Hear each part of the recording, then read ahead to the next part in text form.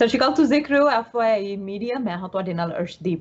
ਜਿਵੇਂ ਕਿ ਅਸੀਂ ਰਿਪੋਰਟਸ ਤੋਂ ਇਹ ਅੰਦਾਜ਼ਾ ਲਗਾ ਸਕਦੇ ਹਾਂ ਕਿ BC ਦੇ ਵਿੱਚ ਹੁਣ COVID-19 ਦੇ ਨਾਲ ਜਿਹੜੀਆਂ ਡੈਥ ਰਿਪੋਰਟ ਕੀਤੀਆਂ ਗਈਆਂ ਸੀ, ਪਿਛਲੇ ਹਫਤੇ 6 ਦਿਨਾਂ ਦੇ ਵਿੱਚ ਕੋਈ ਡੈਥ ਨਹੀਂ ਰਿਪੋਰਟ ਕੀਤੀ ਗਈ। ਫਿਰ ਉਸ ਤੋਂ ਬਾਅਦ ਇੱਕ ਡੈਥ ਸਾਹਮਣੇ ਆਈ ਤੇ ਉਸ ਤੋਂ ਬਾਅਦ ਹੁਣ ਲਗਾਤਾਰ ਫਿਰ ਕੋਈ ਵੀ ਡੈਥ ਰਿਪੋਰਟ ਨਹੀਂ ਹੋ ਰਹੀ, ਪਰ ਕੇਸ ਜਿਹੜੇ ਨੇ ਉਹ ਵੱਧਦੇ ਜਾ ਰਹੇ ਨੇ ਤੇ ਨਾਲ ਐਕਸਪਰਟਸ ਦੇ ਵੱਲੋਂ ਦਾਅਵੇ ਵੀ ਕੀਤੇ ਜਾ ਰਹੇ ਨੇ ਕਿ ਸ਼ਾਇਦ ਹੁਣ ਕਰੋਨਾ ਵਾਇਰਸ ਦੀ ਦਵਾਈ ਵੀ ਲੱਭ ਗਈ ਹੈ ਤੇ ਛੇਤੀ ਹੀ ਉਹ ਦਵਾਈ ਸਾਰਿਆਂ ਨੂੰ ਵੰਡ ਦਿੱਤੀ ਜਾਵੇਗੀ। ਇੱਕ ਚੀਪ ਦਵਾਈ ਹੈਗੀ ਹੈ। ਇਸ ਸਾਰੇ ਦਾਅਵਿਆਂ ਦੇ ਬਾਰੇ ਗੱਲਬਾਤ ਕਰਦੇ ਹਾਂ ਅੱਜ ਡਾਕਟਰ ਪ੍ਰਗਟ ਸਿੰਘ ਪੁਰਜੀ ਨਾਲ। ਆਓ ਉਹਨਾਂ ਦਾ ਸਵਾਗਤ ਕਰ ਲੈਂਦੇ ਹਾਂ ਤੇ ਉਹਨਾਂ ਤੋਂ ਜਾਣਦੇ ਹਾਂ ਕਿ ਕੀ ਇਹ ਵਾਅਦੇ ਸਹੀ ਨੇ ਜਾਂ ਨਹੀਂ ਗਲਤ। ਸੋ ਮਿਸਟਰ ਪੁਰਜੀ, ਸਵਾਗਤ ਹੈ ਤੁਹਾਡਾ। बहुत बहुत धन्यवाद अर्ज जी ते सारे देखने वालों ਨੂੰ ਪਿਆਰ ਭਰੀ ਸਤਿ ਸ੍ਰੀ ਅਕਾਲ, ਨਮਸਤੇ, ਸਲਾਮ ਵਾਲੇਕੁਮ, ਵਾਹਿਗੁਰੂ ਜੀ ਕਾ ਖਾਲਸਾ, ਵਾਹਿਗੁਰੂ ਜੀ ਕੀ ਫਤਿਹ। ਜੀ ਬਿਲਕੁਲ ਡਾਕਟਰ ਪੁਰਜੀ, ਜਿਵੇਂ ਮੈਂ ਦੱਸਿਆ ਕਿ ਦਾਅਵੇ ਕੀਤੇ ਜਾ ਰਹੇ ਨੇ ਕਿ ਦਵਾਈ ਆ ਗਈ ਹੈ। ਸੱਚਮੁੱਚ ਦਵਾਈ ਆ ਗਈ ਹੈਗੀ ਹੈ ਕਰੋਨਾ ਵਾਇਰਸ ਦੀ? ਵੈਰੀ ਗੁੱਡ ਨਿਊਜ਼ ਹੈਗੀ ਆ, ਲੇਕਿਨ ਇਹ ਦਵਾਈ ਸਾਰਿਆਂ ਦੇ ਲਈ ਨਹੀਂ ਹੈ। ਮੈਂ ਇੱਥੇ ਇੱਕ ਕਲੀਅਰ ਕਰਨਾ ਚਾਹੁੰਦਾ। ਤਾਂ ਇਹ ਰਿਸਰਚ ਆਕਸਫੋਰਡ ਯੂਨੀਵਰਸਿਟੀ ਤੋਂ ਆਇਆ ਔਰ ਇਹ ਰੈਂਡਮਾਈਜ਼ਡ ਕੰਟਰੋਲਡ ਟ੍ਰਾਇਲ ਹੈ। ਜਿਸ ਹਿਸਾਬ ਨਾਲ ਸਾਇੰਟਿਸਟ ਰਿਸਰਚ ਕਰਦੇ ਹੁੰਦੇ ਆ, ਪ੍ਰੋਟੋਕਾਲ ਡਰਿਵਨ ਹੈਗੀ ਆ। ਔਰ ਇਹਦੇ ਵਿੱਚ ਕਰੀਬਨ 2100 ਪੇਸ਼ੈਂਟਸ ਜਿਹੜੇ ICU ਚ ਸੀ, ਜਾਂ ਉਹ ਸਾਹ ਦੀ ਮਸ਼ੀਨ ਵੈਂਟੀਲੇਟਰ ਤੇ ਸੀ, ਜਾਂ ਉਹਨਾਂ ਨੂੰ ਆਕਸੀਜਨ ਦੇ ਰਹੇ ਸੀ, ਉਹਨਾਂ ਦੇ ਉੱਤੇ ਉਹਨਾਂ ਨੂੰ ਕੰਪੇਅਰ ਕੀਤਾ ਗਿਆ। ਕਰੀਬਨ 4200 ਹੋਰ ਲੋਕੀ ਸਨ ਜਿਨ੍ਹਾਂ ਨੂੰ ਇਹ ਡੈਕਸਾਮੇਥਾਸੋਨ ਜਿਹੜੀ ਸਟੀਰੋਇਡ ਦਵਾਈ ਆ ਇਹ ਨਹੀਂ ਦਿੱਤੀ ਗਈ। ਸੋ ਦੇਖੋ, ਪਹਿਲੀ ਗੱਲ, ਡੈਕਸਾਮੇਥਾਸੋਨ DEXAMETHASON ਇੱਕ ਸਟੀਰੋਇਡ ਹੈਗਾ ਔਰ ਸਟੀਰੋਇਡ ਹੈ ਐਂਟੀ ਇਨਫਲੇਮੇਟਰੀ ਆ, ਵੀ ਉਹ ਇਨਫਲੇਮੇਸ਼ਨ ਘਟਾਉਂਦਾ। ਹੁਣ ਅਸੀਂ ਇਹ ਦੇਖਦੇ ਹਾਂ ਵੀ ਅਗਰ 100 ਵਿਅਕਤੀਆਂ ਨੂੰ COVID-19 ਹੁੰਦਾ, 95 ਤਾਂ ਇਹਨੂੰ ਝੱਲ ਲੈਂਦੇ ਆ ਕਿਉਂਕਿ ਉਹਨਾਂ ਦਾ ਇਮਿਊਨ ਸਿਸਟਮ ਜਿਹੜਾ ਹੈਗਾ ਇਹਨੂੰ ਹੈਂਡਲ ਕਰ ਲੈਂਦਾ। ਉਹ ਤਾਂ ਹਸਪਤਾਲ ਨਹੀਂ ਜਾਂਦੇ, ਘਰਾਂ 'ਚ ਠੀਕ ਹੋ ਜਾਂਦੇ ਆ। ਜਿਹੜੇ 5% ਹਸਪਤਾਲ 'ਚ ਜਾਂਦੇ ਆ ਉਹਦੇ ਵਿੱਚ ਬਹੁਤ ਜ਼ਿਆਦਾ ਲੰਗਸ ਦੇ ਜਿਹੜੇ ਅੰਦਰਲੇ ਹਿੱਸੇ ਆ, ਜਿਹੜਾ ਬਰੀਥਿੰਗ ਪਾਈਪ ਦਾ ਸੂਖਸ਼ਮ ਨਾੜੀਆਂ, ਜਿੱਦਾਂ ਆਪਾਂ ਉਹਨੂੰ ਟਰਮੀਨਲ ਬ੍ਰੌਂਕੀਓਲ ਕਹਿੰਦੇ ਆ, ਉਹਦੇ ਨਾਲ 에ਅਰ ਸੈਕਸ ਹੁੰਦੇ ਜਿਹਨੂੰ ਐਲਵੀਓਲਾਈ ਕਹਿੰਦੇ ਆ, ਜਿੱਥੋਂ ਦੀ ਐਕਚੁਅਲੀ ਆਕਸੀਜਨ ਮਿਲਦਾ। ਉੱਥੇ ਆ ਕੇ ਐਲਵੀਓਲਾਈਟਿਸ ਇਨਫਲੇਮੇਸ਼ਨ ਹੁੰਦਾ, ਜਿੱਦਾਂ ਇੱਕ ਕਿਸਮ ਦਾ ਆਪਾਂ ਕਹਿੰਦੇ ਆ ਵੀ ਐਸਮਾ ਦੇ ਵਿੱਚ ਇਨਫਲੇਮੇਸ਼ਨ ਹੁੰਦਾ, ਲਗਭਗ ਸਿਮਿਲਰ। ਹੁਣ ਇੱਕ ਦਵਾਈ ਜਿਹੜੀ ਹੈਗੀ ਅਸੀਂ ਕਰੂਪ, ਜਿਹਨੂੰ ਆਪਾਂ ਕੁੱਤੇ ਖੰਘ ਕਹਿੰਦੇ ਆ, ਐਸਮਾ ਔਰ ਆਟੋਇਮਿਊਨ ਡਿਜ਼ੀਜ਼ ਜਿਹੜੇ ਹੈਗੇ ਆ, ਅਰਥਰਾਈਟਿਸ, ਕੋਲਾਈਟਿਸ, ਇਹਦੇ ਚ ਅਸੀਂ ਪਹਿਲਾਂ ਤੋਂ ਕਾਫੀ ਅਰਸੇ ਤੋਂ ਯੂਜ਼ ਕਰਦੇ ਆ ਰਹੇ ਆ ਔਰ ਇਹ ਇਮਿਊਨ ਸਿਸਟਮ ਨੂੰ ਜਿਹੜਾ ਇਨਫਲੇਮੇਸ਼ਨ ਹੈ ਉਹਨੂੰ ਸਪਰੈਸ ਕਰਦਾ। ਤਾਂ ਉਹ ਸਟੱਡੀ 'ਚ ਉਹਨਾਂ ਨੇ ਇਹ ਦੇਖਿਆ ਆਕਸਫੋਰਡ 'ਚ ਵੀ ਜਿਹੜੇ ICU 'ਚ ਵੈਂਟੀਲੇਟਰ 'ਚ ਸੀ, ਜਿਹੜੇ ਆਪਾਂ ਸਾਹ ਵਾਲੀ ਮਸ਼ੀਨ ਕਹਿੰਦੇ ਆ, ਵੀ ਤੁਹਾਡੇ ਨੱਕ ਜਾਂ ਮੂੰਹ ਤੋਂ ਟਿਊਬ ਪਾ ਕੇ ਤੁਹਾਡੇ ਲੰਗਸ ਦੇ ਵਿੱਚ ਹੁਣ ਪ੍ਰੈਸ਼ਰ ਦੇ ਨਾਲ ਉਹ ਆਕਸੀਜਨ ਔਰ 에ਅਰਸ ਤੇ ਨਾਈਟ੍ਰੋਜਨ ਜੋ ਵੀ ਸਾਰੀ ਚੀਜ਼ਾਂ ਦੇ ਰਹੇ ਆ ਤਾਂ ਕਿ ਤੁਹਾਡੇ ਲੰਗਸ ਜਿਹੜੇ ਹੈਗੇ ਆਪ ਹੁਣ ਉਹ ਹੈਂਡਲ ਕਰਨ ਜੋਗੇ ਨਹੀਂ ਰਹੇ। ਉਹਦੀ 35% ਮੋਰਟੈਲਿਟੀ ਮੀਨਸ ਮੌਤ ਦੇ ਚਾਂਸਸ ਘਟ ਗਏ। 35% ਜਿਨ੍ਹਾਂ ਨੂੰ ਇਹ ਡੈਕਸਾਮੇਥਾਸੋਨ ਦਿੱਤਾ ਔਰ ਜਿਨ੍ਹਾਂ ਨੂੰ ਵੈਂਟੀਲੇਟਰ ਨਹੀਂ ਲੱਗਾ ਸੀ, ਸਿਰਫ ਆਕਸੀਜਨ ਲੱਗਾ ਸੀ ਮਾਸਕ ਦੇ ਨਾਲ ਜਾਂ ਪ੍ਰੌਂਕਸ ਦੇ ਨਾਲ, 20% ਉਹਦੇ ਵਿੱਚ ਵੀ ਘਟ ਗਿਆ। ਸੋ ਇਹ ਬਹੁਤ ਵਧੀਆ ਗੱਲ ਹੈਗੀ ਆ। ਨਾਲੇ ਪ੍ਰਧਾਨ ਮੰਤਰੀ UK ਦੇ ਆਨਰੇਬਲ ਬੋਰਿਸ ਜੌਨਸਨ, ਉਹਨਾਂ ਨੇ ਵੀ ਕਿਹਾ ਵੀ ਅਗਰ ਇਹ ਦਵਾਈ ਪਹਿਲੋਂ ਸਾਨੂੰ ਪਤਾ ਹੁੰਦਾ ਤੇ ਕਰੀਬਨ 5000 ਤੋਂ ਜ਼ਿਆਦਾ ਮੌਤਾਂ ਉਹਨਾਂ ਦੀ ਬਚ ਸਕਦੀਆਂ ਸੀ, ਕਿਉਂਕਿ UK 'ਚ ਵੀ ਤੁਸੀਂ ਦੇਖੋ 40,000 ਤੋਂ ਲਾਗੇ ਜਾ ਕੇ ਮੌਤਾਂ ਹੋਈਆਂ। ਸੋ ਇਹ ਇਸ ਲਈ ਇੰਪੋਰਟੈਂਟ ਹੈਗੀ ਆ ਵੀ ਇਹ ਦਵਾਈ ਐਕਚੁਅਲੀ ਇੰਨੀ ਸਸਤੀ ਆ, ਉਹ 10 ਦਿਨ ਦੇਣੀ ਪੈਂਦੀ ਆ, ਭਾਵੇਂ ਮੂੰਹ ਰਾਹ ਦੇਈਏ। ਹੁਣ ਜਿਹਨੂੰ ਆਕਸੀਜਨ ਲੱਗਾ ਉਹਨੂੰ ਮੂੰਹ ਰਾਹ ਦੇ ਰਹੇ ਆ, ਜਿਹੜਾ ਵੈਂਟੀਲੇਟਰ 'ਚ ਉਹਨੂੰ ਇੰਟਰਾਵੀਨਸ ਜਿਹੜੀ ਨਸ ਹੁੰਦੀ ਹੈ, ਟ੍ਰਿਪ ਲੱਗੀ ਹੁੰਦੀ ਹੈ, ਉਹਦੇ ਨਾਲ ਦੇ ਰਹੇ ਆ। ਲੇਕਿਨ 10 ਦਿਨ ਦਾ ਕੋਰਸ ਆ ਉਹ ਸਿਰਫ 5 ਪਾਉਂਡ 'ਚ ਪੈਂਦਾ, ਮਿਸ $10 ਦਾ। ਔਰ ਮੈਨੂੰ ਪਤਾ ਹਿੰਦੁਸਤਾਨ ਦੇ ਬੜੀ ਵੱਡੀ ਫਾਰਮਾਸਿਊਟੀਕਲ ਇੰਡਸਟਰੀ ਆ। ਸਾਡੇ ਜਿਹੜੇ ਹੈਗੀ ਫੈਮਿਲੀ, ਅਸੀਂ ਬਿਲਡਰਸ ਹੈਗੇ ਆ।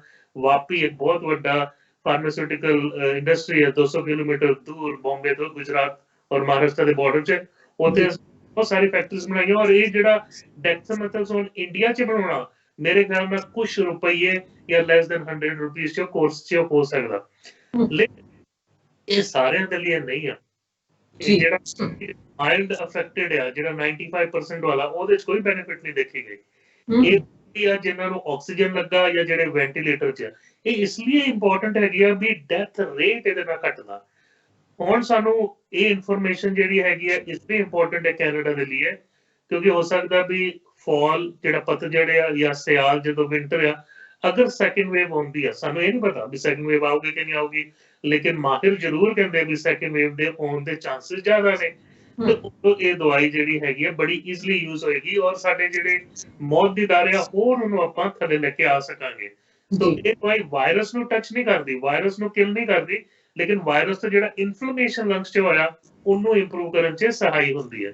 ਔਰ ਇਹ ਕਿਸੇ ਨੂੰ ਹਿਦਾਇਤ ਨਹੀਂ ਹੈਗੀ ਵੀ ਤੁਸੀਂ ਪ੍ਰੋਫਿਲੈਕਸਿਸ ਵਾਸਤੇ ਉਦਾਂ ਹੀ ਲਈ ਜਾਓ, ਹੈ ਨਾ, ਵੀ ਤੁਹਾਨੂੰ ਕੋਵਿਡ ਨਾ ਹੋਏ। ਨਹੀਂ, ਇਹ ਤੁਸੀਂ ਬੋਡੀ ਨੂੰ ਡੈਮੇਜ ਕਰੋਗੇ, ਨਾਲੇ ਉਹਨੇ ਹੈਲਪ ਨਹੀਂ ਕਰਨਾ।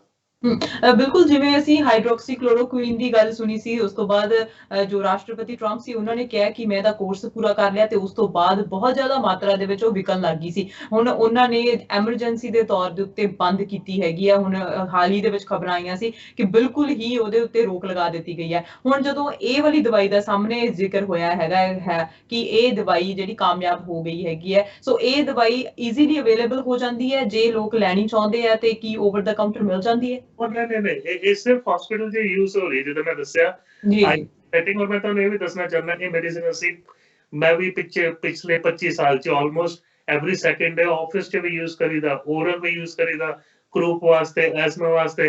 सो ये स्टीरॉइड हैगा ਜਿਹੜਾ ਮੈਡੀਕਲ ਫੈਕਲਟੀ ਯੂਜ਼ ਕਰਦੀ ਆ, ਔਰ ਇਹ ਓਵਰ ਦਾ ਕਾਊਂਟਰ ਨਹੀਂ ਮਿਲਣੀ। ਇਹ ਜਿਹੜੀ ਹੈਗੀ ਸਿਰਫ ਹਸਪੀਟਲ ਦੇ ਵਿੱਚ ਯੂਜ਼ ਹੋਈ ਆ।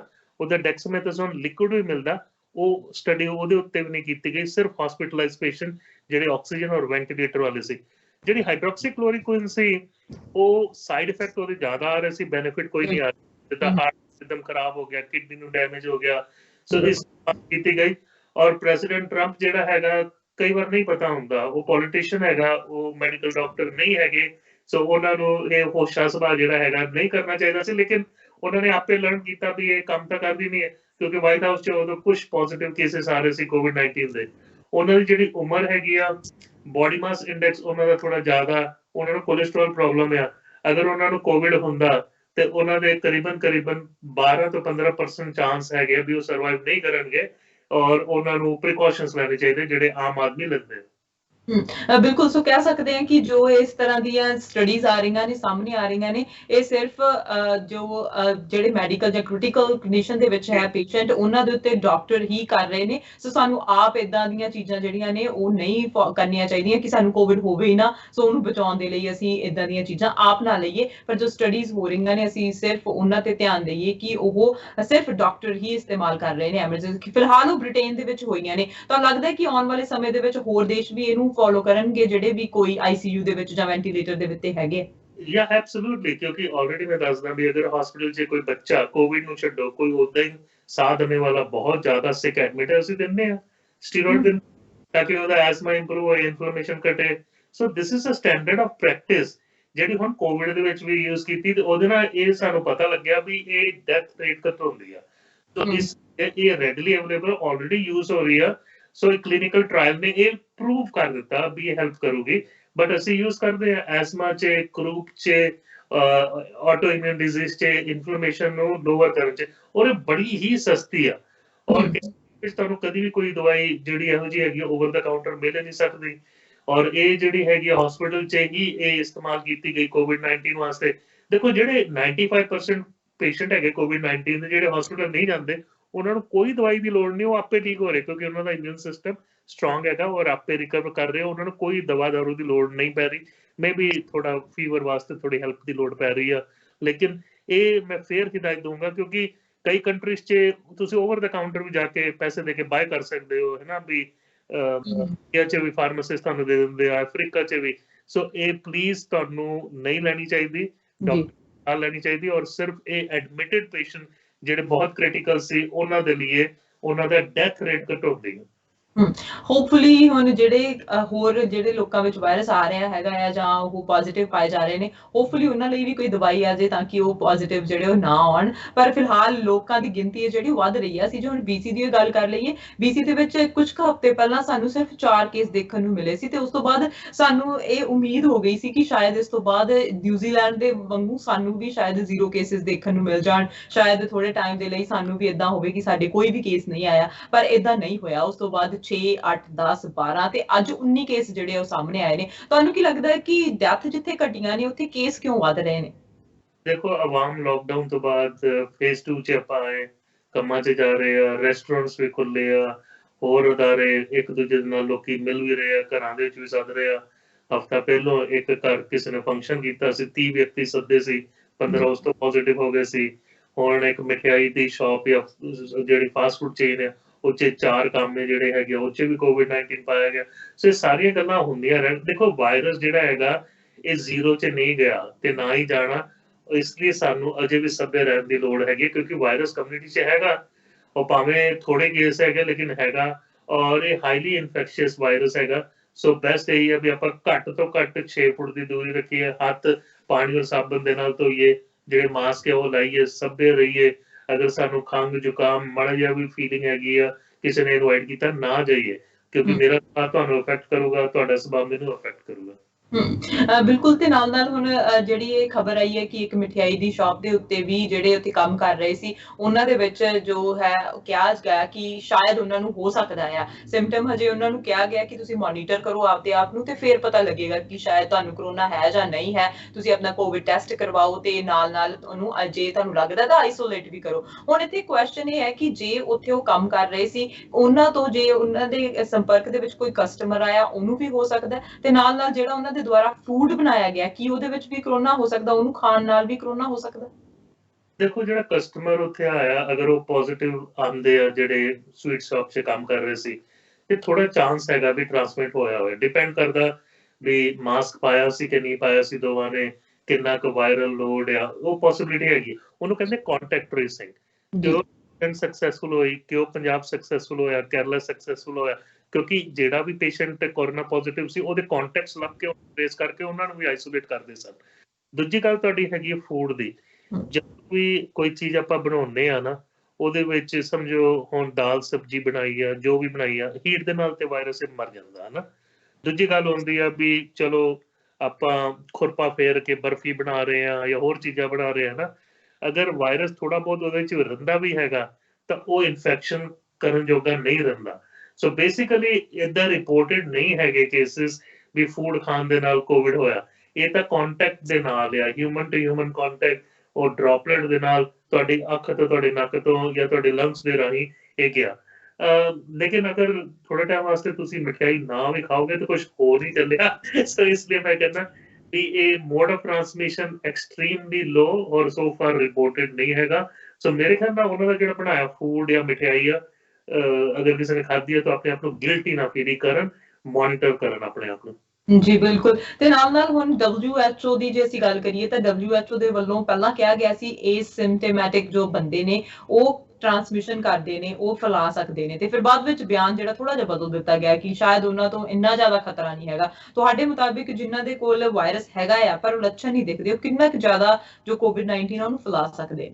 ਦੇਖੋ ਦੋ ਗੱਲਾਂ, ਇੱਕ ਹੈਗਾ ਏਸਿਮਟੋਮੈਟਿਕ ਟ੍ਰਾਂਸਮਿਟਰ ਤੇ ਦੂਜਾ ਹੈਗਾ ਪ੍ਰੀ ਸਿੰਪਟੋਮੈਟਿਕ, ਵੀ ਤੁਹਾਨੂੰ ਸਿੰਪਟਮਸ ਹੋਣ ਤੋਂ ਪਹਿਲਾਂ ਵੀ ਵਾਇਰਸ ਤੁਹਾਡੇ ਵਿੱਚ ਹੈਗਾ। ਔਰ ਅਮੂਮਨ ਅਸੀਂ ਦੇਖਦੇ ਹਾਂ ਵੀ 3 ਤੋਂ 5 ਦਿਨ ਇਨਸਾਨ ਦੇ ਜਦੋਂ ਵਾਇਰਸ ਹੁੰਦਾ ਉਹਨੂੰ ਇੰਨੇ ਲੱਛਣ ਨਹੀਂ ਹੁੰਦੇ, ਜਿੱਦਾਂ ਆਪਾਂ ਖੰਘ ਆ, ਬੁਖਾਰ ਆ, ਸਿਰ ਦੁਖਣਾ, ਮਸਲ ਦੇ ਵਿੱਚ ਵੀਕਨੈਸ ਵਗੈਰਾ, ਉਹ ਲੱਛਣ ਨਹੀਂ ਹੁੰਦੇ, ਲੇਕਿਨ ਉਹ ਵਾਇਰਸ ਸਪਰੈਡ ਕਰ ਸਕਦਾ ਉਦੋਂ। ਇਹ ਜ਼ਿਆਦਾ ਮੋਡ ਆਫ ਟ੍ਰਾਂਸਮਿਸ਼ਨ ਹੈਗਾ। ਲੇਕਿਨ ਜਿਹੜਾ ਏਸਿਮਟੋਮੈਟਿਕ ਟ੍ਰਾਂਸਮਿਟਰ ਹੈਗਾ, ਠੀਕ ਹੈ ਪੋਸਿਬਿਲਿਟੀ ਹੈਗੀ, ਲੇਕਿਨ ਐਕਸਟ੍ਰੀਮਲੀ ਲੋ ਆ, lower end of the curve. So ਆਪਾਂ ਇਹ ਕਹਿ ਸਕਦੇ ਹਾਂ ਵੀ ਪ੍ਰੀ ਸਿੰਪਟੋਮੈਟਿਕ, ਵੀ ਉਹਨੂੰ ਲੱਛਣ ਅਜੇ ਆਉਣੇ ਆ ਕੁਝ ਦਿਨਾਂ 'ਚ, ਉਸ ਤੋਂ ਪਹਿਲਾਂ ਵਾਇਰਸ ਹੋਇਆ। ਇਸ ਲਈ ਇਹਦੇ ਵਿੱਚ ਬਹੁਤ ਇੰਪੋਰਟੈਂਟ ਆ ਜਾਂਦਾ ਵੀ ਆਪਾਂ ਮਾਸਕ ਲਾਉਣਾ, ਕਿਉਂਕਿ ਸਾਨੂੰ ਨਹੀਂ ਪਤਾ ਵੀ ਅਗਲਾ ਬੰਦਾ ਏਸਿਮਟੋਮੈਟਿਕ ਜਾਂ ਪ੍ਰੀ ਸਿੰਪਟੋਮੈਟਿਕ ਹੈ, ਕਿਉਂਕਿ ਉਹਨੂੰ ਤੇ ਚੰਗਾ ਭਲਾ ਹੈ ਨਾ, ਰਾਜੀ ਬਾਜੀ ਹੈ। ਪਰ ਇੱਥੇ ਦੱਸਣਾ ਚਾਹੁੰਦਾ ਅਰਜਦੀਪ ਵੀ ਰਿਚਮੰਡ ਸਰੀ ਦੇ ਬਿਲਕੁਲ ਲਾਗੇ ਪੈਂਦਾ, ਜਿੱਥੇ ਸਾਡਾ 에ਅਰਪੋਰਟ ਵੀ ਹੈਗਾ ਜਿਹੜੀ ਸਿਟੀ 'ਚ, ਉੱਥੇ ਆਪਾਂ ਸਟੱਡੀ ਦੇਖਦੇ ਆ, ਉਹਦੇ 'ਚ ਕੋਵਿਡ ਕੇਸਿਸ ਔਰ ਡੈਥ ਜਿਹੜੀਆਂ ਹਾਫ ਹੈ compare to rest of BC। ਉਹ ਇੱਕ ਰੀਜ਼ਨ ਹੈਗਾ ਵੀ ਉੱਥੇ ਚਾਈਨੀਜ਼ ਪੋਪੂਲੇਸ਼ਨ ਬਹੁਤ ਰਹਿੰਦਾ। ਮਾਸਕ ਦੀ ਜਿਹੜੀ ਮੈਂਡੇਟਰੀ ਐਡਵਾਈਸ ਜਦੋਂ ਆਈ ਆ, ਉਸ ਤੋਂ ਪਹਿਲਾਂ ਹੀ ਮਾਸਕ ਲਾ ਰਹੇ ਸੀ, ਕਿਉਂਕਿ ਉਹ ਫੋਲੋ ਕਰ ਰਹੇ ਸੀ ਜੋ ਤਾਇਵਾਨ, ਹਾਂਗਕਾਂਗ ਜਾਂ ਚਾਈਨਾ 'ਚ ਹੋਇਆ, ਕਿਉਂਕਿ ਉੱਥੇ ਸਾਰੀ ਕੰਟਰੀਜ਼ 'ਚ ਮਾਸਕ ਲਾ ਰਹੇ ਸੀ। ਸੇਮ ਚੀਜ਼ ਹੋਈ ਇਟਲੀ 'ਚ, ਜਿਹੜਾ ਚਾਈਨੀਜ਼ ਏਰੀਆ, ਜਿੱਥੇ ਇਟਲੀ 'ਚ ਤੁਹਾਨੂੰ ਪਤਾ ਕਿੰਨਾ ਟਰਬਲ ਆਈ, 40,000 ਤੋਂ ਜ਼ਿਆਦਾ ਲੋਕੀ ਮਰ ਗਏ ਤੇ ਕੇਸਿਸ ਹੋਏ। ਜਿਹੜਾ ਉਹਨਾਂ ਦਾ ਚਾਈਨਾ ਟਾਊਨ ਦਾ ਏਰੀਆ ਸੀ, ਉੱਥੇ ਸਿਰਫ 25% ਕੇਸਿਸ ਆਏ। ਸੇਮ ਥਿੰਗ, ਉਹ ਮਾਸਕ ਪਹਿਲਾਂ ਲਾਉਣ ਲੱਗ ਪਏ, ਫਿਜ਼ੀਕਲ ਡਿਸਟੈਂਸ ਪਹਿਲਾਂ ਰੱਖਣ ਲੱਗ ਪਏ, ਹੈਂਡ ਹਾਈਜੀਨ। ਇਸ ਲਈ ਏਸਿਮਟੋਮੈਟਿਕ ਜਾਂ ਪ੍ਰੀ ਸਿੰਪਟੋਮੈਟਿਕ ਕੇਸਿਸ ਨੂੰ ਆਪਾਂ ਅਵੋਇਡ ਕਰਨ ਵਾਸਤੇ ਮਾਸਕ ਬਹੁਤ ਜ਼ਰੂਰੀ ਹੈ। ਜਦੋਂ ਆਪਾਂ ਪਬਲਿਕ ਟਰਾਂਸਪੋਰਟ 'ਤੇ ਜਾਂਦੇ ਹਾਂ, ਕਰਾਊਡਡ ਪਲੇਸਿਸ 'ਤੇ ਜਾਂਦੇ ਹਾਂ, ਹੁਣ ਸ਼ਾਪਾਂ ਵੀ ਖੁੱਲੀਆਂ, ਥੋੜਾ ਬਹੁਤ ਮਾਲਸ ਵੀ ਖੁੱਲਣਗੇ। ਮੈਂ ਪਿੱਛੇ ਹੁਣ ਪਿਛਲੇ ਹਫਤੇ ਥੋੜੇ ਰੈਸਟੋਰੈਂਟ 'ਚ ਵੀ ਇੱਕ ਦੋ 'ਚ ਜਾ ਕੇ ਆਇਆ, ਇੱਕ ਵਾਰੀ ਆਪਣੀ ਮਦਰ ਨੂੰ ਲੈ ਕੇ, ਇੱਕ ਵਾਰੀ ਮਿਸਿਸ ਨੂੰ। ਸੋ ਮੈਂ ਦੇਖ ਰਿਹਾ ਆਵਾਮ ਮੂਵ ਹੋ ਰਿਹਾ, ਲੇਕਿਨ ਸਾਨੂੰ ਸਭੇ ਰਹਿਣਾ। ਔਰ ਉਹ ਰੈਸਟੋਰੈਂਟਸ 'ਚ ਮੈਂ ਦੇਖਿਆ ਉਹ ਬੜੇ ਉਹਨਾਂ ਨੇ ਵਨ ਵੇ ਟ੍ਰੈਫਿਕ ਰੱਖਿਆ ਵੀ ਜਿੱਥੋਂ ਤੁਸੀਂ ਆਏ ਹੋ ਉੱਥੋਂ ਜਾਣਾ, ਤੁਹਾਨੂੰ ਦੂਜੇ ਡੋਰ ਤੋਂ ਐਗਜ਼ਿਟ ਕਰਵਾਉਂਦੇ ਆ। ਉਹਨਾਂ ਨੇ ਮਾਸਕ ਪਾਏ ਆ ਤੇ ਮੈਨੂੰ ਚੰਗਾ ਲੱਗਾ ਵੀ ਜਿਹੜੇ ਪ੍ਰੋਟੋਕੋਲਸ ਹੈਗੇ ਉਹ ਸਾਰੇ ਫੋਲੋ ਕੀਤੇ ਜਾ ਰਹੇ ਨੇ। ਬਿਲਕੁਲ, ਜਿੱਥੇ ਵੀ ਅਸੀਂ ਜਾ ਰਹੇ ਹਾਂ, ਬੈਂਕ ਦੇ ਵਿੱਚ ਜਾ ਰਹੇ ਹੈਗੇ ਆ, ਜਿੱਥੇ ਪੋਸੀਬਲ ਹੈਗਾ ਆ, ਉਹ ਤੁਹਾਨੂੰ ਜੇ ਉਹਨਾਂ ਦੀ ਐਂਟਰੀ ਤੇ ਐਗਜ਼ਿਟ ਅਲੱਗ-ਅਲੱਗ ਹੋ ਸਕਦੇ ਆ, 2 ਡੋਰ ਹੈ ਤਾਂ ਉਹ ਕਰ ਰਹੇ ਨੇ। ICBC ਜਾ ਰਹੇ ਆ, ਉੱਥੇ ਵੀ ਕਰ ਰਹੇ ਨੇ। ਸੋ ਦੇਖਣ ਨੂੰ ਇਹੀ ਮਿਲ ਰਿਹਾ ਕਿ ਜਿਹੜੇ ਪ੍ਰੋਟੋਕੋਲਸ ਨੇ ਉਹ ਫੋਲੋ ਕੀਤੇ ਜਾ ਰਹੇ ਨੇ। ਮਾਸਕ ਦੀ ਤੁਸੀਂ ਗੱਲ ਕੀਤੀ ਹੈ ਡਾਕਟਰ ਪੁਰ ਜੀ ਕਿ ਮਾਸਕ ਪਾਉਣੇ ਜ਼ਰੂਰੀ ਨੇ, ਪਰ ਬਹੁਤ ਸਾਰੇ ਲੋਕ ਅਸੀਂ ਦੇਖਦੇ ਹਾਂ ਕਿ ਕਈਆਂ ਨੂੰ ਚੰਗੇ ਨਹੀਂ ਲੱਗਦੇ ਮਾਸਕ ਪਾਉਣੇ, ਕਈ ਕਹਿੰਦੇ ਸਾਡਾ ਸਾਹ ਘੁੱਟਿਆ ਜਾਂਦਾ ਆ। ਸੋ ਬਹੁਤ ਚੀਜ਼ਾਂ ਜਿਹੜੀਆਂ ਸਾਹਮਣੇ ਆ ਰਹੀਆਂ ਨੇ, ਪਰ ਮਾਸਕ ਜਿਹੜੇ ਨੇ ਉਹ ਪਾਉਣੇ ਸਰਕਾਰ ਦੇ ਵੱਲੋਂ ਵੀ ਕਿਹਾ ਗਿਆ ਕਿ ਜਿੱਥੇ ਜਾਓ ਮਾਸਕ ਪਾਓ। ਕਈਆਂ ਨੇ ਸਿਟੀ ਲੈਵਲ ਦੇ ਉੱਤੇ ਕਿਹਾ ਹੈ ਕਿ ਜੇ ਤੁਹਾਡੇ ਕੋਲ ਮਾਸਕ ਨਹੀਂ ਹੈਗੇ ਅਸੀਂ ਪ੍ਰੋਵਾਈਡ ਕਰਾਂਗੇ। ਬੱਸ ਤੇ ਚੜਨ ਤੋਂ ਪਹਿਲਾਂ ਕਈ ਸਿਟੀਜ਼ ਨੇ ਕਿਹਾ ਹੋਇਆ ਹੈ ਕਿ ਅਸੀਂ ਜੇ ਤੁਸੀਂ ਬੱਸ ਤੇ ਚੜਨਾ ਹੈ ਤਾਂ ਤੁਹਾਡੇ ਕੋਲ ਮਾਸਕ ਹੋਣਾ ਚਾਹੀਦਾ, ਨਹੀਂ ਤਾਂ ਤੁਹਾਨੂੰ ਉਤਾਰ ਦਿੱਤਾ ਜਾਵੇਗਾ। ਹੁਣ WHO ਨੇ ਪਿਛਲੇ ਹਫਤੇ ਹੀ ਉਹਨਾਂ ਨੇ ਕਿਹਾ ਕਿ ਜਿਹੜੇ ਮਾਸਕ ਨੇ ਉਹਨਾਂ ਦੀਆਂ 3 ਲੇਅਰਸ ਹੋਣੀਆਂ ਚਾਹੀਦੀਆਂ ਨੇ। ਹੁਣ ਮੇਰੇ ਦਿਮਾਗ ਦੇ ਵਿੱਚ ਇਹਨੂੰ ਲੈ ਕੇ ਡਿਬੇਟ ਹੋ ਗਈ ਹੈ ਕਿ ਮਾਸਕ ਕਿਹੜਾ ਪਾਉਣਾ ਚਾਹੀਦਾ, ਕਿਹੜਾ ਨਹੀਂ ਪਾਉਣਾ ਚਾਹੀਦਾ, ਕਿਹੜਾ ਸੁਟੇਬਲ ਹੈ, ਕਿਉਂਕਿ ਅਸੀਂ ਘਰ ਦੇ ਨਾਲ ਘਰੇ ਬਣਾਏ ਹੋਏ ਮਾਸਕ ਵੀ ਪਾ ਰਹੇ ਹੈਗੇ ਆ। ਸੋ ਜਿਹੜੇ ਬਲੂ ਕਲਰ ਦੇ ਮਾਸਕ ਨੇ ਉਹ ਵੀ ਪਾ ਰਹੇ ਨੇ। ਸੋ ਮੇਰੇ ਕੋਲ ਥੋੜੇ ਜਿਹੇ ਮਾਸਕ ਨੇ, ਜੇ ਤੁਸੀਂ ਇਹਨਾਂ ਬਾਰੇ ਦੱਸ ਸਕਦੇ ਹੋ ਕਿ ਕਿਸ ਤਰ੍ਹਾਂ ਦਾ ਮਾਸਕ ਸਾਨੂੰ ਪਾਉਣਾ ਚਾਹੀਦਾ ਹੈ ਕਿ ਜਿਹੜਾ COVID-19 ਨੂੰ ਸਾਨੂੰ ਫੈਲਾਉਣ ਤੋਂ ਰੋਕ ਸਕੇ। ਸੋ ਮੇਰੇ ਕੋਲ ਸਭ ਤੋਂ ਪਹਿਲੇ ਨੰਬਰ ਤੇ ਇੱਕ ਇਹ ਮਾਸਕ ਹੈ ਜਿਹੜਾ ਆਮ ਤੌਰ ਤੇ ਅਸੀਂ ਪਾਏ ਦੇਖਦੇ ਹਾਂ, ਹਸਪੀਟਲ ਦੇ ਵਿੱਚ ਵੀ ਸਮਟਾਈਮਸ ਇਹਨਾਂ ਦੇ ਪਾਏ ਹੁੰਦੇ ਨੇ ਤੇ ਸਮਟਾਈਮਸ ਲੋਕਾਂ ਦੇ ਵੀ ਪਾਏ ਹੁੰਦੇ ਨੇ, ਤੇ ਅਸੀਂ ਮਾਰਕੀਟ ਚੋਂ ਈਜ਼ੀਲੀ ਹੁਣ ਲੈ ਸਕਦੇ ਹਾਂ ਇਹ ਵਾਲੇ ਮਾਸਕ। ਸੋ ਇਹ ਮਾਸਕ ਕਿੰਨੇ ਕੁ ਜ਼ਿਆਦਾ ਜਿਹੜੇ ਨੇ ਉਹ ਹੈਲਪਫੁਲ ਹੋ ਸਕਦੇ ਨੇ? ਇਹ ਕਾਫੀ ਹੈਲਪਫੁਲ ਨੇ। ਜਿੱਦਾਂ ਇੱਕ ਪਾਸਾ ਥੋੜਾ ਲਾਈਟ ਕਲਰ ਹੈ, ਦੂਜਾ ਬਲੂ ਹੈਗਾ। ਜੀ ਕਲਰ ਹੈ ਉਹ ਤੁਹਾਡੇ ਅੰਦਰਲੇ ਪਾਸੇ ਰਹੂਗਾ, ਬਲੂ ਬਾਹਰਲੇ ਪਾਸੇ ਰਹੂਗਾ। ਤੇ ਇਹਨੂੰ ਮਾਸਕ ਨੂੰ ਟੱਚ ਨਹੀਂ ਕਰਨਾ, ਤਣੀਆਂ ਨੂੰ ਫੜ ਕੇ ਕੰਨ ਦੇ ਪਿੱਛੇ ਪਾਉਣਾ ਔਰ ਨੱਕ ਦੇ ਉੱਤੇ ਚੁੰਡੀ ਵੱਢਣੀ ਤਾਂ ਕਿ ਉਹ ਸੀਲ ਹੋਵੇ, ਤਾਂ ਕਿ ਤੁਹਾਡਾ ਮੂੰਹ ਔਰ ਜਿਹੜਾ ਨੱਕ ਆ ਉਹ ਸੀਲ ਅਪ ਹੋਵੇ। ਇਹ ਹੈਗੇ ਡਿਸਪੋਜ਼ੇਬਲ ਮਾਸਕ ਹੈ, ਵਨ ਟਾਈਮ ਵੇਅਰ ਮਾਸਕ ਹੈਗੇ, ਬਾਰ-ਬਾਰ ਵੀ ਤੁਸੀਂ ਪਾ ਸਕਦੇ। ਇਹ ਬਣੇ ਹੋਏ ਆ ਔਰ ਮਲਟੀਪਲ ਲੇਅਰ ਹੈਗੇ ਇਹਦੇ, ਔਰ ਇਹ ਕਰੀਬਨ 70% ਇਹ ਤੁਹਾਨੂੰ ਪ੍ਰੋਟੈਕਸ਼ਨ ਦਿੰਦੇ ਆ। ਤੁਹਾਡੀ ਜਿਹੜੀ ਸਕ੍ਰੀਸ਼ਨਸ ਜਿਹੜੀ ਹੈਗੀ ਉੱਥੇ ਰਹਿੰਦੀ ਆ, ਬਾਹਰ ਨਹੀਂ ਜਾਂਦੀ। ਬਾਹਰੋਂ ਕਰੀਬਨ 15-20% ਤੁਹਾਨੂੰ ਪ੍ਰੋਟੈਕਸ਼ਨ ਦਿੰਦੇ, ਕਿਉਂਕਿ ਸਾਈਡ ਤੋਂ ਫਿਰ ਵੀ ਹਵਾ ਜਿਹੜੀ ਸਰਦੀ ਹੈ। ਜਿਹੜੇ N95 ਮਾਸਕ ਹੁੰਦੇ ਆ ਜਿਹੜੇ ਉਹ ਤੁਹਾਨੂੰ ਲੱਭਣੇ ਵੀ ਨਹੀਂ ਆ। ਮੈਂ ਮਾਫੀ ਮੰਗਦਾ ਵੀ ਮੈਂ ਭੁੱਲ ਗਿਆ, ਕਿਉਂਕਿ ਮੈਨੂੰ ਪਤਾ ਸੀ ਵੀ ਮਾਸਕ ਦੀ ਗੱਲ ਹੋਣੀ ਆ। N95 ਜਿਹੜਾ ਹੈਗਾ ਉਹ ਹਸਪੀਟਲ ਜਾਂ ਹੈਲਥ ਕੇਅਰ ਵਾਲੇ ਹੀ ਯੂਜ਼ ਕਰ ਰਹੇ ਆ। ਉਹ ਉਹਨਾਂ ਨੂੰ 95% ਪ੍ਰੋਟੈਕਸ਼ਨ ਦਿੰਦਾ, ਕਿਉਂਕਿ ਕੋਵਿਡ ਪੇਸ਼ੈਂਟ ਉਹ ਰੋਜ਼ ਦੇਖ ਰਹੇ ਹੁੰਦੇ ਵੀ ਕੋਵਿਡ ਪੇਸ਼ੈਂਟ ਤੋਂ ਉਹਨਾਂ ਨੂੰ ਨਾ ਹੋਵੇ। ਸੋ ਉਹਨਾਂ ਤੋਂ ਕੋਵਿਡ ਪੇਸ਼ੈਂਟ ਨੂੰ ਨਾ ਹੋਵੇ ਔਰ ਕੋਵਿਡ ਪੇਸ਼ੈਂਟ ਤੋਂ ਉਹਨਾਂ ਨੂੰ ਨਾ ਹੋਵੇ, ਉਹ ਹੁੰਦਾ 95% ਪ੍ਰੋਟੈਕਸ਼ਨ। ਵੀ ਕੱਪੜਿਆਂ ਦੇ ਮਾਸਕ ਦੀ ਹੈ ਨਾ ਜੀ। ਸੋ ਮੇਰੇ ਕੋਲ ਇੱਕ ਕੱਪੜੇ ਦਾ, ਸੌਰੀ ਮੈਂ ਇੰਟਰਰਪਟ ਕਰ ਰਹੀ ਹਾਂ, ਸੋ ਮੇਰੇ ਕੋਲ ਇੱਕ ਕੱਪੜੇ ਨਾਲ ਬਣਿਆ ਮਾਸਕ ਵੀ ਹੈਗਾ, ਪਰ ਇਹਦੇ ਵਿੱਚ ਇੱਕ ਗੱਲ ਹੈ ਕਿ ਜਿਹੜਾ ਅਸੀਂ ਇੱਥੇ ਵਾਇਰ ਦੇਖਦੇ ਹਾਂ ਉਹ ਨਹੀਂ ਹੁੰਦੀ, ਕਿਉਂਕਿ ਘਰ ਦੇ ਵਿੱਚ ਬਣੇ ਹੁੰਦੇ ਨੇ। ਸੋ ਇਹਦੀਆਂ 2 ਲੇਅਰਸ ਤਾਂ ਜ਼ਰੂਰ ਹੈਗੀਆਂ ਨੇ, ਪਰ ਦੋਨੇ ਲੇਅਰਸ ਕੱਪੜੇ ਦੀਆਂ ਨੇ ਤੇ ਇਹ ਇੱਕ ਤਰ੍ਹਾਂ ਦਾ ਮਾਸਕ ਵਾਂਗੂ ਇਹਦੀ ਸ਼ੇਪ ਦਿੱਤੀ ਗਈ ਹੈ। ਸੋ ਇਹ ਕਿੰਨੇ ਕੁ ਹੈਲਪਫੁਲ ਹੋ ਸਕਦੇ ਨੇ? ਦੇਖੋ, ਇਹੋ ਜਿਹੀ ਕੰਡੀਸ਼ਨ 'ਚ ਕੋਈ ਵੀ ਚੀਜ਼ ਤੁਸੀਂ ਨੱਕ ਔਰ ਮੂੰਹ ਢੱਕ ਸਕਦਾ, ਉਹਦਾ ਬੈਨੀਫਿਟ ਹੀ ਆ, ਨੁਕਸਾਨ ਨਹੀਂ ਆ। ਜਿਵੇਂ ਰੁਮਾਲ ਕੋਈ ਬੰਨ ਲੈਂਦੇ ਆ, ਕਈ ਸਾਫਾ ਬੰਨ ਲੈਂਦੇ ਆ। ਹੁਣ ਤੁਹਾਡੇ ਕੋਲ ਇੱਕ ਆਰਡੀਨਰੀ ਹੋਮ ਸਟੇ 'ਚ 2 ਲੇਅਰ ਵਾਲਾ ਮਾਸਕ ਹੈਗਾ। ਹੁਣ ਬਾਅਦ ਮੈਂ WHO ਦੀ ਕਰਾਂਗਾ। ਜਿਹੜਾ WHO ਕਹਿੰਦਾ ਵੀ ਜਿਹੜੇ ਆਰਡੀਨਰੀ ਹੋਮ ਮਾਸਕ ਹੈਗੇ ਆ ਜਾਂ ਨਾਨ ਮੈਡੀਕਲ ਮਾਸਕ, ਉਹਨਾਂ ਦਾ ਨਾਮ ਲਿਖਿਆ, ਉਹਦੀਆਂ 3 ਲੇਅਰਾਂ ਹੋਣੀ ਚਾਹੀਦੀਆਂ। ਜਿਹੜੀ ਬਾਹਰਲੀ ਲੇਅਰ ਹੈਗੀ ਆ ਉਹ ਪੋਲੀਐਸਟਰ ਬੇਸਡ ਹੋਣੀ ਚਾਹੀਦੀ ਹੈ, ਵੀ ਉੱਥੇ ਕੋਈ ਲਿਕੁਇਡ ਪਾਣੀ ਜਾਂ ਸੈਕ੍ਰੀਸ਼ਨ ਬੈਠੇ ਨਹੀਂ, ਮੀਨਸ ਉਹਦੇ ਵਿੱਚ ਐਬਜ਼ੌਰਬ ਨਾ ਹੋਵੇ। ਜਿਹੜੀ ਅੰਦਰਲੀ ਲੇਅਰ ਹੈ ਤੁਹਾਡੇ ਨੱਕ ਔਰ ਮੂੰਹ ਨੂੰ ਲੱਗਣੀ ਹੈ, ਉਹ ਥਿਕ ਕਾਟਨ ਦੀ ਹੋਵੇ, ਤਾਂ ਕਿ ਅਗਰ ਤੁਸੀਂ ਖੰਘਦੇ ਹੋ ਜਾਂ ਜੋ ਵੀ ਆ, ਉਹ ਸੈਕ੍ਰੀਸ਼ਨਸ ਬਾਹਰ ਨਾ ਜਾਣ, ਉੱਥੇ ਰਹਿਣ। ਫਿਲਟਰ ਲੇਅਰ ਹੋਣੀ ਚਾਹੀਦੀ ਆ। ਇਹ WHO ਦਾ ਰეკਮੈਂਡੇਸ਼ਨ ਹੈਗਾ। ਹੁਣ ਇੱਕ ਬੜਾ ਸੌਖਾ ਟੈਸਟ ਹੁੰਦਾ, ਹੁਣ ਇਹ 2 ਲੇਅਰ ਮਾਸਕ ਸ਼ਾਇਦ ਇਹ ਮੋਟੇ ਕੱਪੜੇ ਦਾ ਬਣੇ, ਸ਼ਾਇਦ ਇਹ ਚੱਲ ਵੀ ਜਾਏ। ਅਗਰ ਤੁਸੀਂ ਮਾਸਕ ਪਾਇਆ ਔਰ ਤੁਸੀਂ ਦੇਖੋ, ਆਪਾਂ ਹੁਣ ਸਿਗਰਟ ਨਹੀਂ ਪੀਂਦੇ, ਲੇਕਿਨ ਅਗਰ ਇੱਕ ਮੋਮਬੱਤੀ ਲੈ ਲਓ ਜਾਂ ਲਾਈਟਰ ਲੈ ਲਓ ਔਰ ਉਹਦੀ ਜਿਹੜੀ ਫਲੇਮ ਹੈ, ਔਰ ਅਗਰ ਤੁਸੀਂ ਫੂਕ ਮਾਰਦੇ ਆ, ਉਹ ਬੁਝਦੀ ਨਹੀਂ ਆ, ਮੀਨਸ ਤੁਹਾਡਾ ਮਾਸਕ ਇਫੈਕਟਿਵ ਹੈ। ਇਹ ਟੈਸਟ ਹੈ ਮਾਸਕ ਚੈੱਕ ਕਰਨ ਦਾ, ਵੀ ਮਾਸਕ ਜਿਹੜਾ ਹੈਗਾ ਹਵਾ ਟ੍ਰਾਂਸਮਿਟ ਕਰ ਰਿਹਾ ਕਿ ਨਹੀਂ ਕਰ ਰਿਹਾ। ਅਗਰ ਹਵਾ ਟ੍ਰਾਂਸਮਿਟ ਕਰ ਰਿਹਾ, ਦੈਟ ਮੀਨਸ ਉਹ ਮੋਮਬੱਤੀ ਬੁਝ ਜਾਊਗੀ, ਮਾਸਕ ਇੰਨਾ ਇਫੈਕਟਿਵ ਨਹੀਂ ਹੈਗਾ, ਮੀਨਸ ਤੁਹਾਡੇ ਵਿੱਚ ਜਰਾਸੀਮ ਜਾ ਰਹੇ ਨੇ। ਹੁਣ ਜਿਹੜੇ ਨਾਨ ਮੈਡੀਕਲ ਮਾਸਕ ਆ, ਉਹ ਅਸੀਂ ਯੂਜ਼ ਕਰਨੇ ਆ ਜਦੋਂ ਆਪਾਂ ਪਬਲਿਕ ਟਰਾਂਸਪੋਰਟ 'ਚ ਜਾਂਦੇ ਆ, ਕਰਾਊਡਡ ਸਪੇਸਿਸ 'ਚ ਜਾਂਦੇ ਆ, ਔਰ ਜਿੱਥੇ ਅਸੀਂ 2 ਮੀਟਰ ਜਿਹਨੂੰ ਆਪਾਂ 6 ਫੁੱਟ ਕਹਿੰਦੇ ਹਾਂ ਫਾਸਲਾ ਨਹੀਂ ਰੱਖਣ ਜੋਗੇ ਰਹਿੰਦੇ, ਖਾਸ ਕਰਕੇ ਸ਼ਾਪਸ ਦੇ ਵਿੱਚ ਜਾਂ ਹੋਰ ਜਗ੍ਹਾ 'ਚ। ਲੇਕਿਨ ਅਗਰ ਆਪਾਂ ਕਰਾਊਡਡ ਸਪੇਸ 'ਚ ਕੰਮ ਵੀ ਕਰ ਰਹੇ ਹਾਂ ਤਾਂ ਵੀ ਇਹ ਇੰਡੀਕੇਟਡ ਹੈਗਾ ਵੀ ਆਪਾਂ ਇਹ ਨਾਨ ਮੈਡੀਕਲ ਮਾਸਕ ਲਾਈਏ। ਦੂਜੀ ਗੱਲ ਹੈਗੀ ਆ ਵੀ ਮਾਸਕ ਇਹ ਜਿਹੜਾ ਹੈਗਾ, ਸਮਝੋ ਮੈਨੂੰ ਕੋਵਿਡ ਹੈਗਾ ਔਰ ਮੈਂ ਨਾਨ ਮੈਡੀਕਲ ਮਾਸਕ ਲਾਇਆ, ਔਰ ਮੈਂ ਜਦੋਂ ਖੰਘਣਾ ਕਰੀਬਨ 85 ਤੋਂ 90% ਸੈਕ੍ਰੀਸ਼ਨ ਮੇਰੇ ਕੋਲ ਰਹਿ ਜਾਂਦਾ, ਗਾਂ ਨਹੀਂ ਜਾਂਦਾ। ਲੇਕਿਨ ਇਹ 100% ਨਹੀਂ ਪ੍ਰੋਡਕਟਿਵ, ਲੇਕਿਨ 85 ਤੋਂ 90% ਫਿਰ ਵੀ ਮਾੜਾ ਨਹੀਂ ਜੋ। ਦੂਜਾ ਬੰਦਾ ਅਗਰ ਖੰਘ ਰਿਹਾ ਔਰ ਹਵਾ 'ਚ ਆ ਰਿਹਾ ਤੇ ਤੁਹਾਨੂੰ ਤਾਂ ਵੀ 10-15% ਇਹ ਪ੍ਰੋਟੈਕਟ ਕਰਦਾ, ਕਿਉਂਕਿ ਸਾਈਡ ਤੋਂ ਹਵਾ ਜਾ ਸਕਦੀ ਹੈ। ਤੋ ਅਗਰ ਉਹਨੇ ਵੀ ਲਾਇਆ, ਉਹ 80-90% ਆਪਣੇ ਆਪ ਨੂੰ ਪ੍ਰੋਟੈਕਟ ਕਰ ਰਿਹਾ, 10% ਠੀਕ ਹੋ ਰਿਹਾ। ਮੈਂ ਲਾਇਆ, ਮੈਂ 80-90%, ਸੋ ਫਿਰ ਹੇਰਾ ਫੇਰੀ 10% ਦੀ ਰਹਿ ਜਾਂਦੀ। ਉਹਦੇ ਨਾਲ ਫਿਰ ਆਪਾਂ ਫਿਜ਼ੀਕਲ ਡਿਸਟੈਂਸ ਰੱਖੀਏ ਤੇ ਵਾਇਰਸ ਇੰਨਾ ਜ਼ਿਆਦਾ ਟੱਪ ਕੇ ਆਉਂਦਾ ਨਹੀਂ ਹੈ। ਹੁਣ ਤੁਸੀਂ ਕੋਟ ਕਰੋਗੇ ਨਹੀਂ 7 ਫੁੱਟ 'ਚ ਵੀ 8 ਫੁੱਟ 'ਚ, ਉਹ ਰੇਅਰ ਸਟੱਡੀਜ਼ ਹੁੰਦੀਆਂ। ਲੇਕਿਨ ਆਪਾਂ ਪ੍ਰੈਕਟੀਕਲ ਜੀਵਨ ਜੀਣਾ, ਪ੍ਰੈਕਟੀਕਲ ਜੀਵਨ ਦੇਖਿਆ ਵੀ ਤੁਹਾਡੇ ਬੜੇ ਕਲੋਜ਼ ਨਿਕਟਵਰਤੀ ਸੰਬੰਧ ਦੇ ਨਾਲ ਜਿਹੜਾ ਥੋਕਿਆ ਜਿਹੜੇ ਪਾਰਟੀਕਲਸ ਹੈ ਉਹਦੇ ਨਾਲ ਹੀ ਇਹਨੇ ਟ੍ਰਾਂਸਮਿਟ ਹੋਣਾ। ਹਾਂ, ਰਿਸਰਚ ਦੇ ਤੇ ਆਪਾਂ ਕਹਿ ਸਕਦੇ ਹਾਂ ਕਿਸੇ ਨੇ ਉਹ ਡੱਬੇ ਨੂੰ ਹੱਥ ਲਾਇਆ, ਐਕਸੀਡੈਂਟਲੀ ਅੱਖ ਨੂੰ ਲਾ ਲਿੱਤਾ, ਉਸ ਤੋਂ ਦੋਸ ਆਰ ਰੇਅਰ ਕੇਸਿਸ। ਲੇਕਿਨ ਪ੍ਰੈਕਟੀਕਲ ਤੌਰ ਦੇ ਉੱਤੇ ਆਪਾਂ ਦੇਖੀਏ ਤੇ main modality of transmission person to person ਹੈਗਾ, ਔਰ ਉਹਦਾ ਜਿਹੜਾ ਥੋਕਿਆ, ਉਹਦਾ ਥਿਕ ਸੈਕ੍ਰੀਸ਼ਨਸ ਉਹਦੇ ਨਾਲ ਜਿਹੜਾ ਫਿਊਮ ਬਣਦਾ ਉਹਦੇ ਨਾਲ ਨਹੀਂ ਹੈਗਾ। ਇਹ 에ਅਰਬੋਰਨ ਨਹੀਂ ਹੈਗਾ। ਜਿਹੜਾ ਮੀਜ਼ਲਸ ਜਾਂ ਖਸਰਾ ਜਾਂ ਟੀਬੀ ਆ ਉਹ 에ਅਰਬੋਰਨ ਹੁੰਦੇ ਵੀ ਉਹ ਤਾਂ ਤੁਰੀ ਜਾਣਾ, ਉਹ ਵਾਇਰਸ ਹੈ ਮੈਡੀਕਲ ਨੇ। ਸੋ ਅਗਰ ਮੈਂ ਇੱਥੋਂ ਖੰਗਿਆ ਤੇ ਉਹ ਪਤਾ ਨਹੀਂ ਦੂਜੇ ਪਾਸੇ ਵੀ ਜਾ ਕੇ ਵਾਇਰਸ ਕਿਸੇ ਨੂੰ ਹੋ ਸਕਦਾ, ਉਹ ਹੁੰਦਾ ਮੀਜ਼ਲਸ 'ਚ ਔਰ ਟੂਬਰਕੁਲੋਸਿਸ 'ਚ। ਸੋ ਇਹ ਜਿਹੜਾ ਹੈਗਾ 에ਅਰਬੋਰਨ ਨਹੀਂ ਹੈਗਾ। ਸੋ ਥਿਕ ਪਾਰਟੀਕਲਸ, ਸੋ ਮਾਸਕ ਆਪਾਂ ਲਾਈਏ। ਹੁਣ ਮੈਨੂੰ ਪਤਾ ਵੀ ਬਹੁਤ ਸਾਰੇ ਵੂਮਨਸ ਨੇ ਇਨਕਲੂਡਿੰਗ ਮੇਰੀ ਵਾਈਫ, ਇਹਨਾਂ ਨੇ ਮਾਸਕ ਬਹੁਤ ਸੀਤੇ, ਸੋਸ਼ਲ ਸਰਵਿਸਿਜ਼ ਏਜੰਸੀਜ਼, ਕਈ ਹੋਰ ਅਦਾਰਿਆਂ ਨੂੰ ਦਿੱਤੇ। ਸੋ ਹੁਣ ਮਾਸਕ ਮੈਂ ਦੇਖ ਰਿਹਾ ਵੀ ਲੋਕੀ ਗਿੱਝ ਵੀ ਗਏ। ਮੈਂ ਹੁਣ ਆਫਿਸ 'ਚ ਜਾਣਾ ਔਰ ਮੈਂ ਦੇਖਦਾ ਅਰਾਊਂਡ 70% ਮੈਂ ਫਿਜ਼ੀਕਲੀ ਦੇਖ ਰਿਹਾ, 30% ਅਜੇ ਵੀ ਟੈਲੀਹੈਲਥ ਦੇ ਨਾਲ ਲਗਭਗ ਸਾਰੇ ਮਾਸਕ ਲਾ ਕੇ ਆਉਂਦੇ ਆ। ਸੋ ਇਹ ਚੰਗੀ ਹੈਗੀ ਆ, ਲੋਕੀ ਲਰਨ ਕਰ ਰਹੇ ਆ। ਕਿਊਬੈਕ 'ਚ ਐਕਚੁਅਲੀ ਫਾਈਨ ਲੱਗੂਗਾ ਅਗਰ ਤੁਸੀਂ ਪਬਲਿਕ ਟਰਾਂਸਪੋਰਟ 'ਚ ਜਾਂ ਕਰਾਊਡਡ ਸਪੇਸ 'ਚ ਤੁਸੀਂ ਬਿਨਾਂ ਮਾਸਕ ਤੋਂ ਅਗੇ $500 ਦਾ ਫਾਈਨ ਭਰਨਾ ਪਊਗਾ ਉੱਥੇ ਅਗਰ ਬੜੇ। ਤਾਂ ਇੱਥੇ ਉਹ ਰეკਮੈਂਡ ਕਰ ਰਹੇ ਆ ਵੀ ਬੱਸ ਵਾਲਾ ਅਥਾਰਟੀ ਹੈਗੀ ਵੀ ਤੁਹਾਨੂੰ ਕਹੂਗਾ ਬੱਸ 'ਚ ਨਹੀਂ ਚੜੋ ਜਦ ਤੱਕ ਤੁਹਾਡੇ ਮਾਸਕ ਨਹੀਂ ਹੈਗਾ। ਸੋ ਇਹ ਸਾਰੀਆਂ ਚੀਜ਼ਾਂ ਸਾਨੂੰ ਲਰਨ ਕਰਨੀਆਂ ਚਾਹੀਦੀਆਂ, ਸਭਿਅ ਰਹਿਣੀ ਚਾਹੀਦੀਆਂ।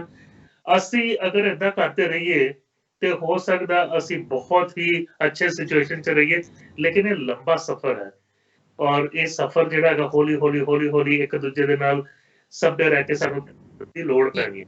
ਬਿਲਕੁਲ ਬਿਲਕੁਲ, ਜਿਵੇਂ ਤੁਸੀਂ ਦੱਸਿਆ ਕਿ ਕਿਊਬੈਕ ਦੇ ਵਿੱਚ ਫਾਈਨ ਹੈਗਾ, ਓਨਟਾਰੀਓ ਦੇ ਵਿੱਚ ਕਿਹਾ ਗਿਆ ਹੈਗਾ ਕਿ ਬਰੈਂਪਟਨ ਟ੍ਰਾਂਜ਼ਿਟ ਨੇ ਕਿਹਾ ਕਿ ਅਸੀਂ 1 ਲੱਖ ਮਾਸਕ ਦਵਾਂਗੇ ਕਿ ਜਿਹੜਾ ਕੋਈ ਚੜ ਰਿਹਾ ਹੈਗਾ ਤਾਂ ਉਹਨੂੰ ਮਾਸਕ ਜਿਹੜੇ ਆ ਉਹ ਦਿੱਤੇ ਜਾ ਰਹੇ ਨੇ। ਸੋ ਮਾਸਕ ਨੂੰ ਜਿਹੜਾ ਹੈਗਾ ਉਹ ਜ਼ਿਆਦਾ ਮੁੱਖ ਜਿਹੜਾ ਮੇਨ ਤਰਜੀਹ ਦਿੱਤੀ ਜਾ ਰਹੀ ਹੈ, ਮੇਨ ਕਿਹਾ ਜਾ ਰਿਹਾ ਕਿ ਪਾਉਣੇ ਚਾਹੀਦੇ ਨੇ। ਸੋ ਮੇਰੇ ਕੋਲ ਇੱਕ ਹੋਰ ਮਾਸਕ ਹੈ, ਇਦਾਂ ਦਾ ਮਾਸਕ, ਕੋਈ ਵੀ ਮਾਸਕ ਹੈ, ਇਹ ਮਾਸਕ ਹੈ, ਚਾਹੇ ਤੁਹਾਡੇ ਕੋਲ ਇੱਕ ਘਰ ਸੀਤਾ ਹੋਇਆ ਮਾਸਕ ਹੈ ਜਾਂ ਬਲੂ ਕਲਰ ਦਾ ਮਾਸਕ ਹੈ, ਤੁਸੀਂ ਕੋਈ ਵੀ ਮਾਸਕ ਪਾ ਸਕਦੇ ਹੋ। ਸੋ ਇੱਕ ਚੀਜ਼ ਹੋਰ ਹੈ ਕਿ ਕਈਆਂ ਨੇ ਕਿਹਾ ਕਿ ਵਿੱਚ ਸਪੇਸ ਰੱਖੀ ਹੋਈ ਸੀ, ਉਹਨਾਂ ਨੇ ਵਿੱਚ ਜਿਹਦਾ ਟਾਵਲ ਪੇਪਰ ਹੈਗਾ ਆ ਉਹ ਵਿੱਚ ਇੱਕ ਲੇਅਰ ਬਣਾ ਕੇ ਉਹ ਵੀ ਲਾਏ ਹੋਏ ਨੇ। ਸੋ ਇਦਾਂ ਦੀਆਂ ਚੀਜ਼ਾਂ ਸਾਨੂੰ ਜਿੰਨੀ ਵੀ ਪ੍ਰੋਟੈਕਸ਼ਨ ਹੋ ਸਕਦੀ ਹੈ ਮੈਨੂੰ ਲੱਗਦਾ ਉਨੀ ਕਰ ਲੈਣੀ ਚਾਹੀਦੀ ਹੈ ਮਾਸਕ ਨੂੰ ਲੈ ਕੇ। ਪਰ ਮਾਸਕ ਦੇ ਨਾਲ ਨਾਲ ਹੁਣ ਜੇ ਥੋੜੀ ਜਿਹੀ ਗੱਲ ਤੁਸੀਂ ਮੈਨੂੰ ਗਲਵਜ਼ ਵੀ ਦੱਸ ਦਿਓ, ਕਿਉਂਕਿ ਬਹੁਤ ਸਾਰੇ ਲੋਕਾਂ 'ਚ ਡਿਬੇਟ ਹਜੇ ਵੀ ਚੱਲ ਰਹੀ ਹੈ ਗਲਵਜ਼ ਦੀ, ਕਿ ਕਈਆਂ ਨੇ ਗਲਵਜ਼ ਨਹੀਂ ਪਾਏ ਹੁੰਦੇ ਤਾਂ ਉਹਨਾਂ ਨੂੰ ਕਹਿ ਰਹੇ ਆ ਕਿ ਤੁਸੀਂ ਗਲਵਜ਼ ਪਾਓ, ਪਰ ਜਿਨ੍ਹਾਂ ਨੇ ਪਾਏ ਹੁੰਦੇ ਉਹਨਾਂ ਨੂੰ ਕਹਿੰਦੇ ਨੋ ਗਲਵ ਇੰਨੇ ਵੀ ਜ਼ਿਆਦਾ ਵਧੀਆ ਨਹੀਂ ਰਹਿੰਦੇ।